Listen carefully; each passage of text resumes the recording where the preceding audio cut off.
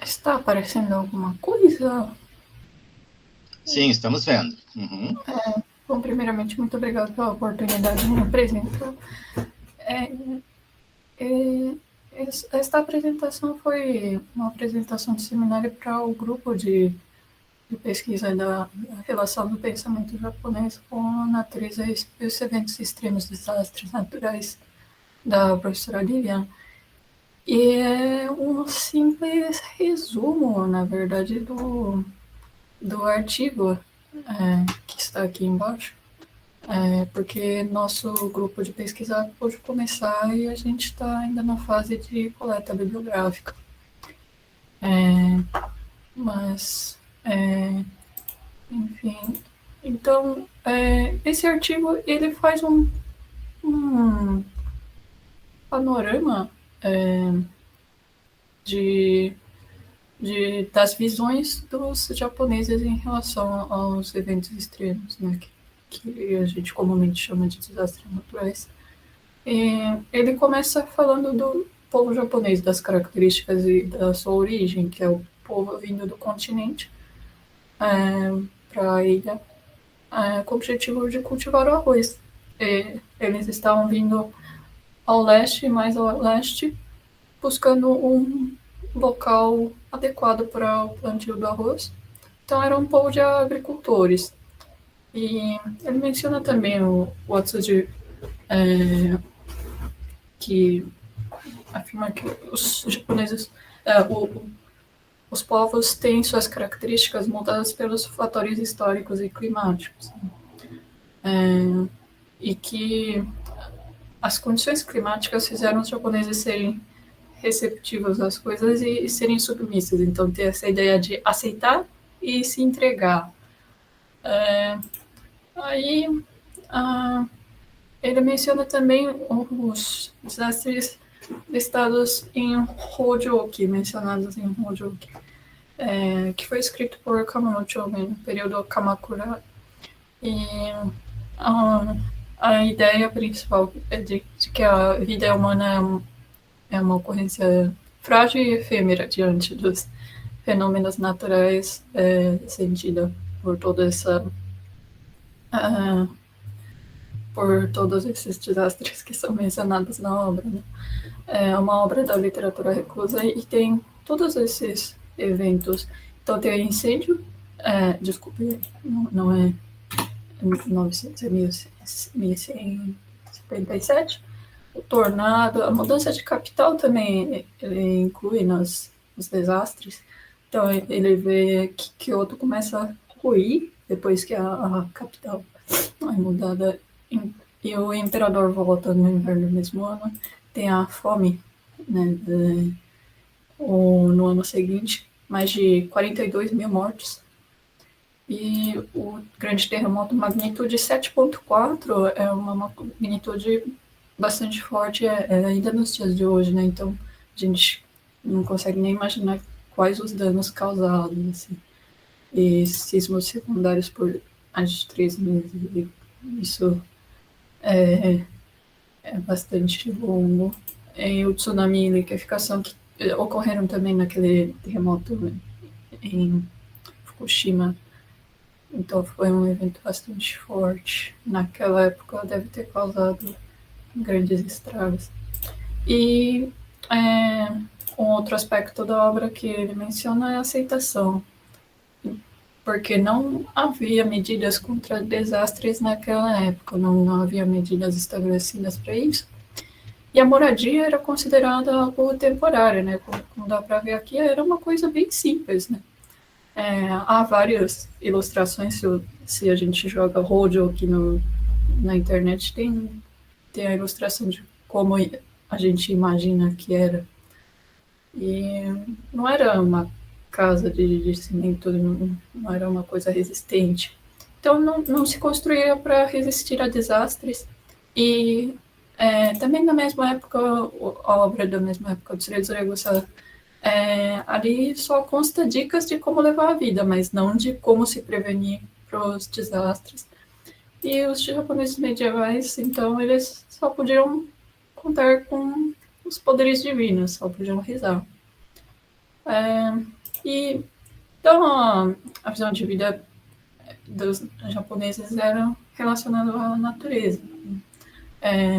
Tinha esse estado de impermanência, o medo e a admiração à natureza eram simultâneos. E aí o artigo menciona a visão de vida de Matsushita Konosuke, que é o presidente da Panasonic, que também tem esse aspecto de natureza.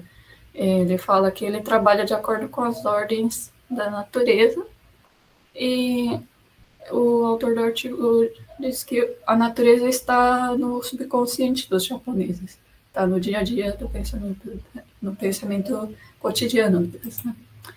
E aí ele menciona uma série de provérbios e expressões idiomáticas que tem essa ideia de que se você não focar contra a natureza, tudo vai dar certo.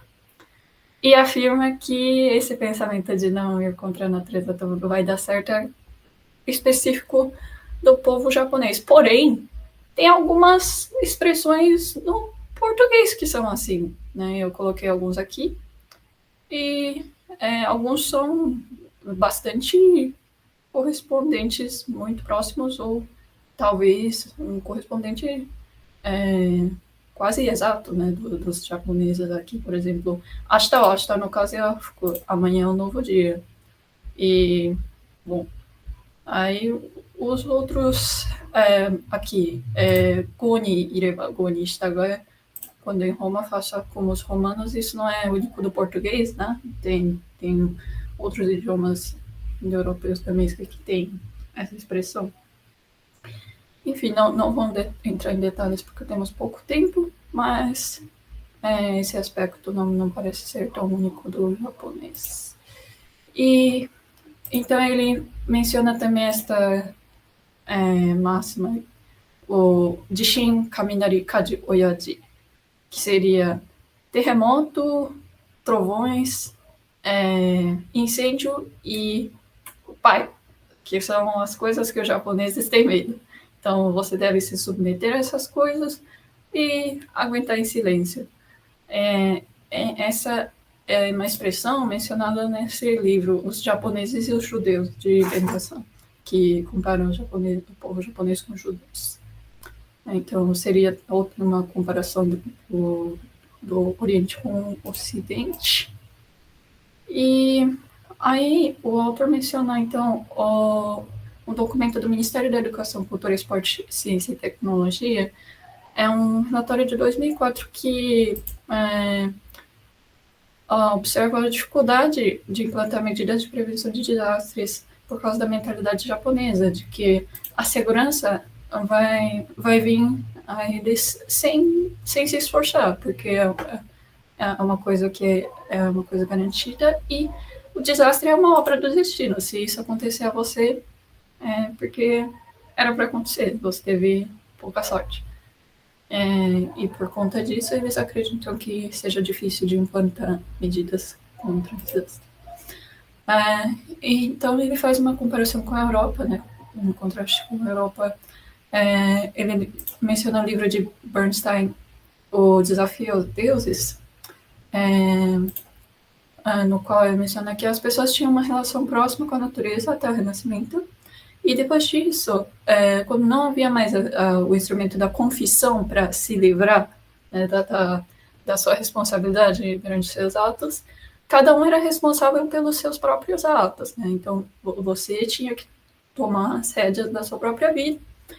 E ele menciona também o livro de Weber, A Ética Protestante e o Espírito do Capitalismo, que após o Renascimento, não tinha mais essa coisa de falta de planejamento e organização. Tinha que ser uma coisa mais estruturada, e começou a ter uma consistência no modo de vida.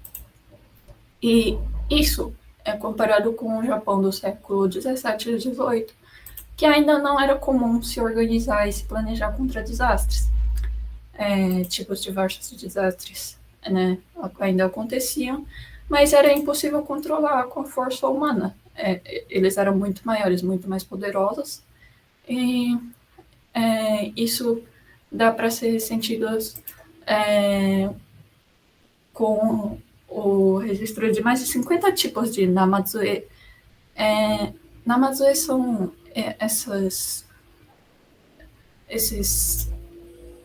ilustrações que foram feitas após o grande terremoto de Ansê, em 1855. Eles acreditavam que tinha um bagre debaixo da terra e quando ele se mexia, acontecia o terremoto. E eles faziam essas ilustrações. Então, tem uma biblioteca depois, se quiserem acessar, tem esse link com vários registros dessas imagens. E, então, o autor vai para o pré e pós-guerra. Ele menciona o grande terremoto de Kanto como um desastre do pré-guerra, que destruiu uma grande parte de Tóquio. Depois ele vai para a Guerra do Pacífico. Ele menciona que foi um desastre no qual o Japão foi envolvido. É bastante interessante, né? É curioso que ele faça esse tipo de menção nesse tipo de relação. E ele menciona o grande terremoto de Awadi, em 95, como um dos únicos grandes desastres no pós-guerra. E aí ele coloca essa expressão nodomoto sugiribatsu, ou seja, passando perigo, se esquece o santo. Então, como não aconteceram muitos grandes desastres, eles não se prepararam.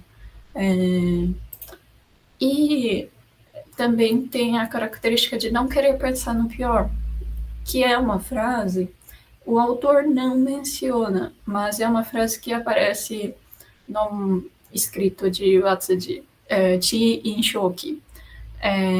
É o registro do Watsuji Tetsuro, um filósofo japonês, sobre o grande terremoto de Kanto em 1923.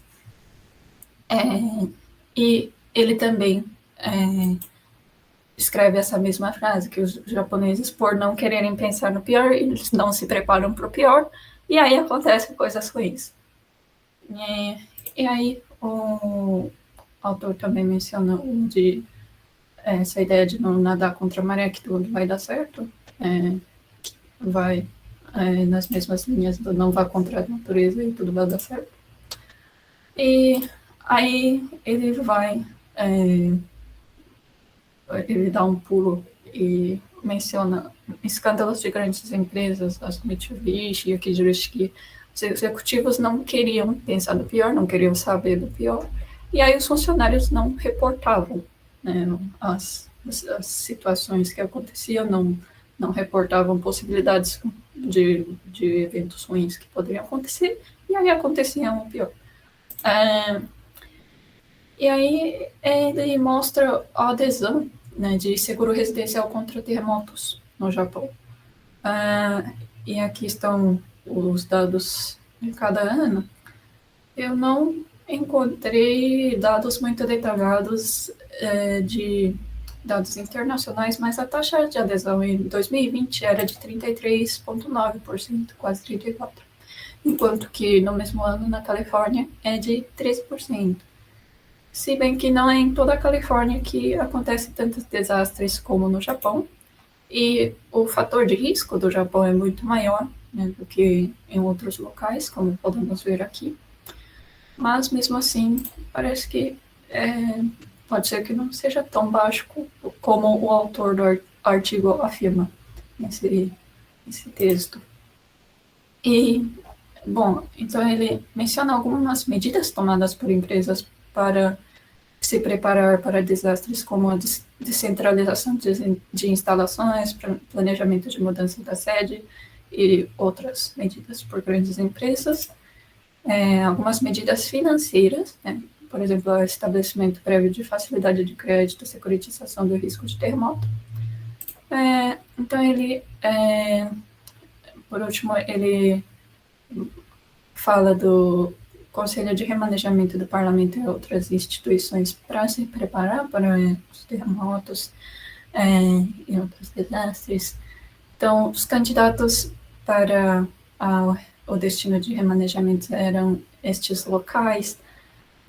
Para essa hipótese aqui, a estimativa dos danos, né, do terremoto ocorrendo em Tóquio às 18 horas com vento a 15 metros por segundo, causariam tanto de dano aqui.